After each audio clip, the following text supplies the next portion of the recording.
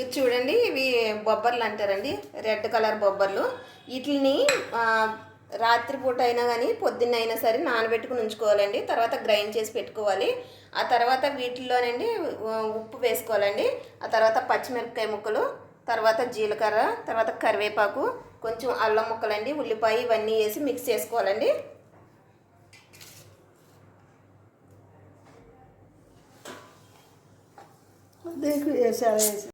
చూడండి, ఇలా కలుపుకున్న తర్వాత ఆయిల్ ఆల్రెడీ నేను గ్యాస్ మీద పెట్టుకున్నా అండి.